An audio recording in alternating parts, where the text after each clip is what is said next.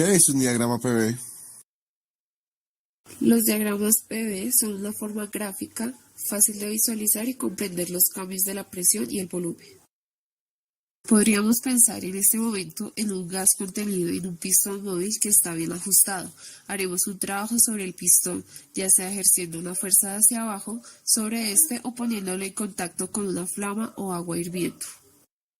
Cada punto en el diagrama PV representa un estado diferente del gas. A partir de la trayectoria podremos hacer afirmaciones acerca del trabajo, el calor transferido y los cambios en la energía interna del gas. Pero, ¿y cómo determinamos el signo del trabajo, calor y la energía interna? Tenemos el gas en un estado inicial. Al ejercer una fuerza sobre el pistón, notaremos que su volumen disminuye. Por ende, al ser la presión inversamente proporcional al volumen, esta aumentará, por lo que el estado deberá moverse a la izquierda y el trabajo será positivo. Contrariamente, si el gas es el que empuja el pistón, el volumen incrementa, por lo que el estado debe moverse hacia la derecha y el trabajo será negativo. Debemos aclarar que siempre supondremos que estos procesos son cuasi estáticos, que se lleva a cabo con la lentitud suficiente para que el gas se encuentre en equilibrio termodinámico, es decir, que todo el gas esté a la misma temperatura.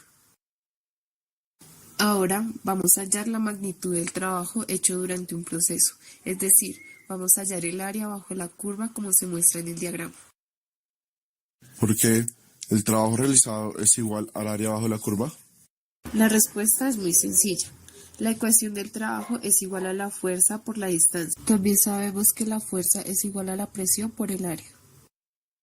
Reemplazando la ecuación de la fuerza en la del trabajo, nos queda que el trabajo es igual a la presión por área por distancia y tenemos que el área del pistón por la distancia que se desplazó no es más que el cambio del volumen del gas. Así que el área bajo la curva es la integral de la presión por los pequeños cambios del volumen dB evaluado desde el volumen inicial hasta el volumen final. No importa la forma que tenga la ruta. El área bajo la curva siempre representa el trabajo hecho. Para cualquier camino curvado, podemos imaginar el área como la suma de una cantidad infinita de rectángulos. Podemos también calcular el trabajo haciendo la suma del área del triángulo y la del rectángulo, donde el área del triángulo es igual a la base por altura sobre 2, la base es la diferencia en los volúmenes y la altura es la diferencia de las presiones.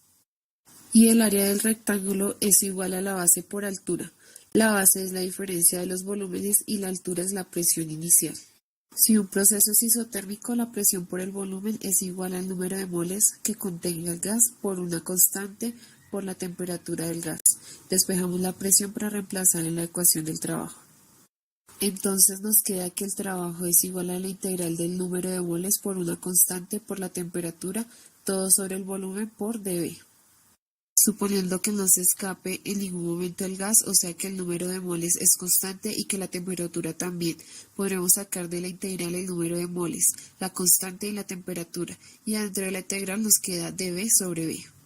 Finalmente obtendremos que la ecuación del trabajo es igual al número de moles por una constante por la temperatura por el logaritmo natural de volumen 2 sobre volumen 1. Es aquí donde nos surge otra incógnita. ¿Qué pasa si el proceso es cíclico?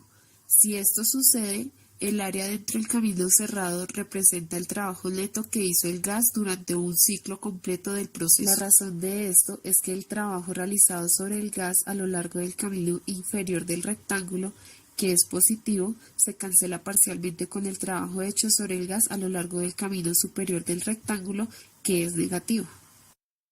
Se hace más trabajo conforme la presión es mayor y la gráfica se mueve a la derecha durante la parte más alta del camino.